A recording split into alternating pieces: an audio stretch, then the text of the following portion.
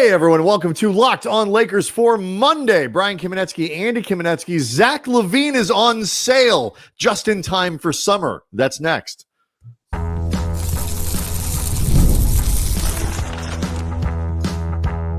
You are Locked On Lakers, your daily Los Angeles Lakers podcast, part of the Locked On Podcast Network, your team every day.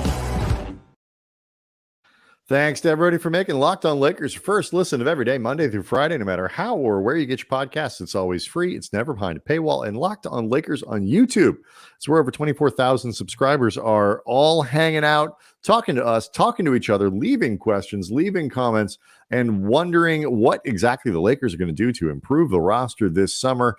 Perhaps, Andy, they will check out LinkedIn Jobs, because LinkedIn Jobs helps you find the qualified candidates you want to talk to faster. Post your job for free at linkedin.com/LockedOnNBA. That's linkedin.com/LockedOnNBA to post your job for free. Terms and conditions apply. But if you see a posting on LinkedIn Jobs for a 3-and-D wing, that very well, Andy, could be from the Lakers. There is at least a 50-50 chance that Dwight Howard has his resume on LinkedIn, like trying to get back to the Lakers, trying to get back to the NBA, because the last year or two, he's been pretty thirsty about this. Like every time the Lakers are ever in trouble in the playoffs, Dwight tweets out a badly photoshopped picture of himself in a Laker uni, which is totally unnecessary to do the Photoshop, because he has 3 seasons worth of photos of him actually in a Laker uniform to use. Do you think at this point he's still serious? Because I thought like the last round this year, I felt like Dwight actually was at this point in on the joke. No, I really do believe this. And having been around Dwight in a couple different capacities, obviously in his time with the Lakers and even off the court some, I say this as somebody who recognizes that he did not necessarily have tremendous self-awareness or a great sense of humor about himself at the very least. But I do think the vibe I got from last year's posts was that he finally was in on the joke.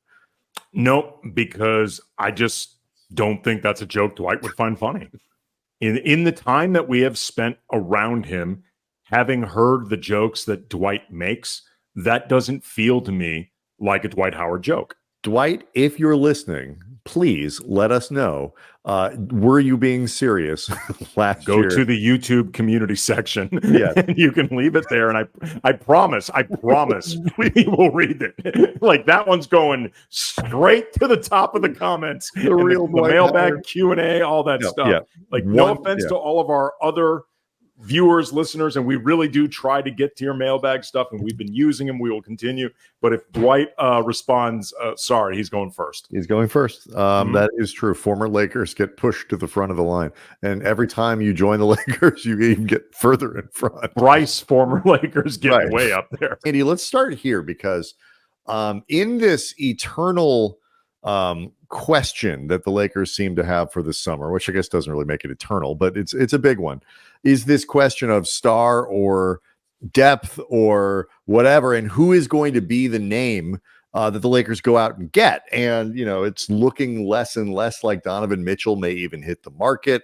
Trae Young seems to be somebody that a lot of teams might be backing away from unless Atlanta significantly drops the price. But Andy, an oldie but a goodie was dropped back into the social media conversation over the weekend when news broke that the Chicago Bulls put Zach LaVine on sale. we are slashing our prices on Zach LaVine. All of our LaVines must go. And he's available. According to Casey Johnson from NBC Sports Chicago, longtime NBA writer, very plugged in the Chicago scene in particular, quote, I do get the sense both sides, being LaVine and the Bulls, are motivated to make something work this offseason. I don't think the Bulls will take an awful deal if little materializes, but I do get the sense that they're open to more possibilities than before. More to the point, I've reported before what their asking price was, all-star level talent, first-round picks or both, and my sense is that it has dropped significantly, as I've said from the beginning regarding the situation. This is like a relationship that has run its course. Zach LaVine has been, over the course of his career, linked to the Lakers on a few different occasions, played at UCLA. So, there are those, if nothing else, semi-LA ties. I don't recall off the top of my head if he is repped by Clutch or not, because that always plays at least some role in this. Early in his career, he was, I believe, a CAA guy, but that's quite some time ago. I'm not even sure Clutch fully. They certainly did not exist to the degree that they do now. So it appears that Zach LaVine is somewhere between, that full price, you got to pay up, because initially Chicago, I think, if not looking for a Donovan Mitchell like haul, was sort of trying to nudge LaVine as far up into that category as they reasonably could, before they get laughed out of the room for a guy who's made, I think a couple all-star teams. I think he's been a two-time all-star, so he's a decent, good player. Two-time all-star. Yeah, so he's but somewhere between that and like when you post like a couch or a dining room table on Craigslist, and you basically say, like, if you can come get it, it's free. Like, you can just have it. But like, we're not going to deliver it to you. Like, you have to come get it. Like, so somewhere in between there is where Zach LaVine is. And this was something that got a lot of conversation started, obviously, on social media over the weekend. I know, Andy, you were having a lot of back and forths with people about LaVine, and this is one of these things. It's like, I think Trae Young is criticized so much now, to the point that, at least in some circles, he's probably maybe slightly underrated. Like, he's a good player. I just think he's too specific. Zach LaVine is another guy that gets, when you try to put him up in that upper echelon, the 4 first rounders and this and that, people laugh you out of the room. But he's still a really good player, 2-time All-Star, even in the East, is still you're good. But on the other hand, there are some negatives. Yeah, I mean, he is unfortunately injured quite a bit, including this previous season that we just finished. He is owed, assuming he picks up his player option in 26-27 for that season, $49 million. I'm going to treat that for the time being as a given. He is owed $138 million over the next 3 seasons, which is a lot of money for both a team that is already dealing with salary cap issues, but also, too, a team that, with LeBron at this stage of his career and the concerns that are always there for Anthony Davis, and this specific season, whatever concerns you have about them coming off Olympic runs, like, you need, if you're going to bring in somebody at that price point, there cannot be persistent concerns about that player being hurt all of the time. And that, unfortunately, is the case for LaVine. When I saw this report from Casey Johnson, I tweeted out, "Don't do it, Rob." And then somebody responded, "Unless," and they included a GIF of Alex Caruso. And I said, look, man, respect to Alex Caruso. He should have been a Laker this whole time, but he is not worth taking on the money and the risks of Zach LaVine for the next 3 seasons. And, people kept saying, well, if this is the way you get Alex Caruso. And I was like, look, I would rather separately overpay perhaps for Alex Caruso in assets or whatever at far less money and, with maintaining more flexibility than bringing in LaVine at that bloated salary with, again, the concerns about his availability. And just, somebody had pointed out, well, if they're lowering the price and maybe they'd be willing to throw in other stuff I'm like, at some point, if the Bulls are willing to do all of that in order to get you to take Zach LaVine, you have to start wondering, is this actually a good idea for us? All right. Well, there's got to be a reason that they are right. But let's unpack that a little bit, because LaVine, to me, is a great example of, okay, how much does it cost? Because, again, he's a good player, and he is easy to criticize just because those Bulls teams have been relatively disappointing, and he played better when he was hurt. Doesn't play a lot of defense. They play better when he's hurt, like all of these other things. But context is king, and what contextually would Zach LaVine be doing on the Lakers? And let's look at that next. Locked on Lakers is brought to you by LinkedIn. And when you are hiring for your small business, you want to make sure that you have quality professionals that are right for the job. That's who you're looking to hire. And that's why you got to check out LinkedIn Jobs. LinkedIn Jobs has the tools to help you find the right professionals for your team faster and for free. LinkedIn, it's not just another job board. They got a vast network of more than 1 billion professionals, which makes it the best place to hire. And it gives you access to professionals you can't find anywhere else. LinkedIn does all of that while streamlining the process. They make it easy and intuitive. Hiring becomes so easy, in fact, that all those qualified candidates, 86% of small businesses get one within the first 24 hours. And LinkedIn, they understand that for small businesses especially, you are wearing many hats when you run them, and you don't necessarily have the time or the resources to hire the people that you're looking for. And that's why LinkedIn keeps finding ways to make it easier. 2.5 small businesses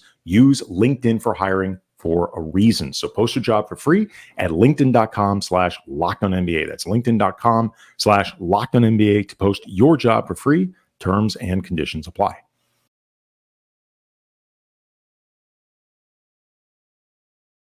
Housekeeping before we get back into this question of Zach LaVine. Over the weekend, it was made official. The Lakers will, as expected, be keeping their pick this year in the draft. The Pelicans made it official. They are deferring.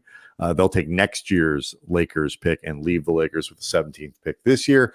That is both, I think, Andy, tell me if you disagree, a statement on the relative perceived strengths and weaknesses of this year's draft versus next year, and also a belief that there's probably a decent chance the Lakers draft higher than 17th next year, like more towards one or low, whichever one puts them closer to a lower number.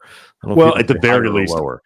I mean, I think it is, if nothing else, a referendum on the idea that even if, say, you draft at 20 or 21 next year, because the Lakers actually have a better record next year than this season, you're likely to get a better player with next season's draft at 22, 23 than you would this year at 17. So even if you think the Lakers could be more or less the same team next year as they were this year, unless you think they're going to be just great next year, in which case you're probably drafting in, 25, 27, 29 territory, you might as well just roll it over to the draft class that's considered much better. I think, though, that's really the right framing of it. It's like their chances of, and we've talked about this, their chances of being much better from a record standpoint. Now, look, next year, the West, last year, the West was unusually weak, where the Lakers record this year would have made them like a 3 or a 4 seed. This year, the West was unusually strong in terms of record. Next year, who knows what it's going to be like? It probably, if I had to guess, would be more like this year than last year. Me too. I think that framing, though, that the Lakers are more likely to be about the same, slightly better. But if you had to pick, are they more likely to be much better or much worse?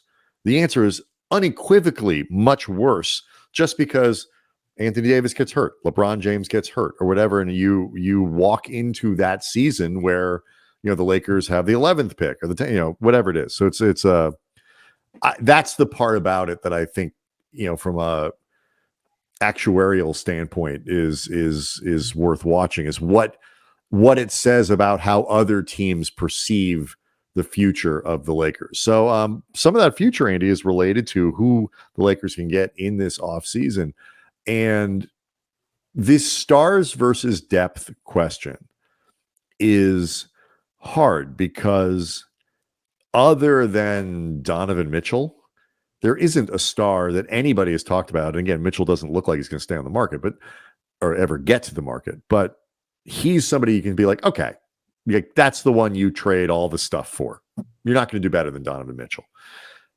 Everyone else you have to start making those value equations. You have to start saying, okay, where is our line? What do we do? And LaVine is even more so that. Like I put him, who would you rather have, LaVine, or who would you pay more for, LaVine or DeJounte Murray? I would pay more for DeJounte Murray because absolutely, I think he's a better way player, and I think he is more reliable to be on the court than Zach LaVine. And this is the other thing too. Again, tell me if you disagree. The problem with the star thing is you end up getting blinded by the star and not as concerned about fit. What problem are you trying to solve by acquiring Zach LaVine? What does he solve for the Lakers this year that they didn't do well? Theoretically, and this is right. Theoretical, he would be better at creating and getting his own shot against better defenses, certainly than D'Angelo Russell. As the playoffs roll around, right, he's a more reliable guy. Yeah, better at getting and creating his own shot against better defenses that have had more time to scout you than D'Lo with the lack of athleticism, and maybe even Austin Reeves as well. Yeah, and he's not a particularly great defender, but he's probably better than Russell. You'd prefer not to have either one of them defending anybody that scores. Now I'm thinking about it again. I'm like, man, maybe is he? I don't know if he's really a better defender than D'Angelo Russell. But so you would lose some shooting because he's not a terrible 3-point shooter. Last year was I'm trying to be kind, and I'll throw out last year for LaVine. It was just a total train wreck from health, from performance, just terrible. But so he's still, over the last couple seasons, he's a pretty good enough 3-point shooter. Yeah. 38, 39%, had a 42% a couple years ago. In the first season he was an all-star. But this is the thing, like Murray, I agree with you. Murray addresses a specific problem in ways that I think that was a bigger problem, which is their inability to create any kind of point of attack defense with backcourt players. Like they had none of it. And, and Murray, I think, can be relied on to be a third scorer. LaVine's probably a little bit more talented scorer than Murray. Yeah, I would agree. But he's an overall better defender. You just don't lose the ball movement because Murray can do that. And this is what I'm getting. Like, what are you trying to solve when you make these moves, both for depth, for a star, or whatever it be? And I think that has to guide what they're trying to do. And for some degree, I think that's the thing that probably makes you more comfortable, at least me, with the role player thing. Let's fix the depth. Let's swap out this guy, Rui, who does X, Y, and Z, for player X, who does A, B, and C, because we need a little more of A, B, and C than we need X, Y, and Z. Well, this gets back to the conversation that we were having in Friday's show about Mikal Bridges. And if the Nets finally accepted that they need to just abandon ship, and the plan that they had for Mikal Bridges as a guy they can build around, that's too ambitious for him. But if Mikal Bridges came in as an elite 3-and-D wing for this team, he might actually solve more issues than that the Lakers have. And look, it's going to be a steep price to get Bridges. It is going to be equivalent to whatever you would pay for these guys who have been all-stars, and Bridges hadn't. I think you'd have to give something close to the Donovan Mitchell package, if not. I think it's going to be in that ballpark.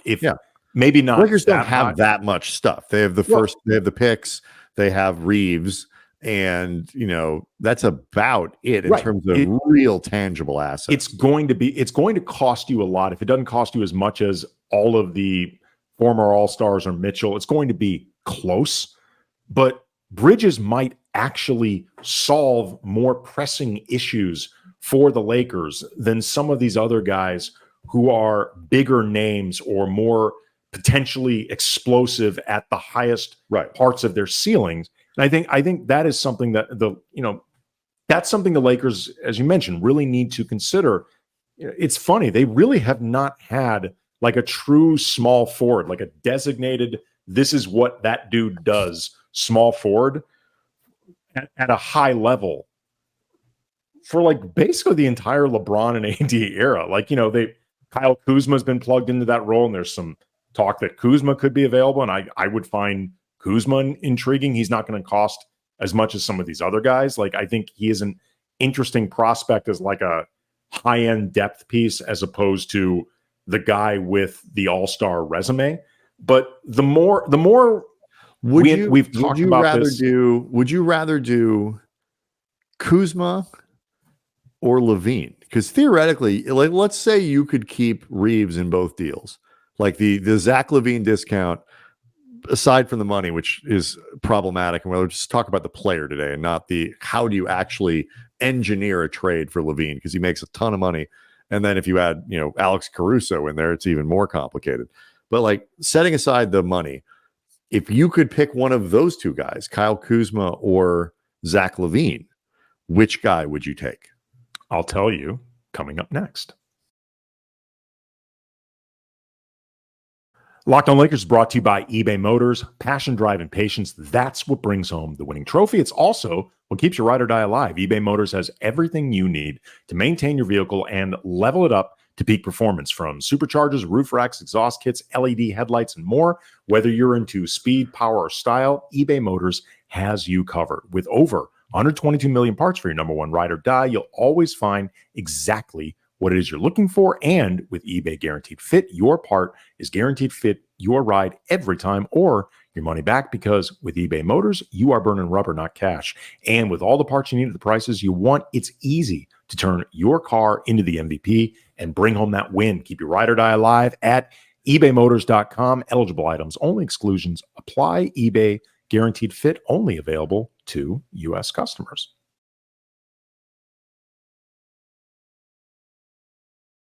So we didn't get really into this very much last week, Andy, but there was that, little thing that kind of came across the basketball, news wire, if that thing still exists, that the Wizards would consider trading Kyle Kuzma. And, they are obviously in a situation they should consider everything. Like they really ought not be picky about what they are doing, because they are a wretched team. And so where they had said, we don't want to trade Kuz, and Kuz had said, I don't want to be traded, in part because I think he just wanted to get his deal and then he can figure out the rest later. He is now somebody you could put back out there as a potential player to be had. Now, he and LaVine are about the same age. LaVine's been in the league a lot longer because he came in earlier. They're both 28-ish. Kuz is almost 29 at this point. But if you could pick between those two guys, LaVine and Kuzma, who would you take? I would want to see either a little more film, like, God, watching Wizards games, but either, or just go to, like, say, the hosts of Locked On Wizards and ask them, you watched all these games. I'm not checking the tape. I even joke, like, I'm not sure how valuable the tape would be. Well, I would want to ask them their opinion of Kuzma defensively as a small forward. How does he do navigating screens? How does he do in some of these isolation matchups, like the versatility? Because we saw him building some of that during the championship season. I think even the season after that Kuzma was buying into the idea of, being a heightened role player, as opposed to his last two seasons in LA. He had a defensive rating under 110. That in Washington has ballooned. Last year was 120. But again, Washington. Yeah, I would want to find out, just does he still seem dedicated to defense? Does it, when he is most locked in and not completely, I guess, beaten down by circumstances, what does he look like there? And I'd want to find out a little bit more about some of the playmaking that's improved for Kuzma, because in a lot of ways, I feel like Kuzma addresses needs more directly for this team, like we talked about with Mikal Bridges, than a Zach LaVine would. And Kuzma can score. I mean, he is not a great outside shooter, and that part of his game has never really developed, I think, the way people had hoped. But he is 36% in his last season as a Laker. Everybody thought like, oh, he's starting to arrive.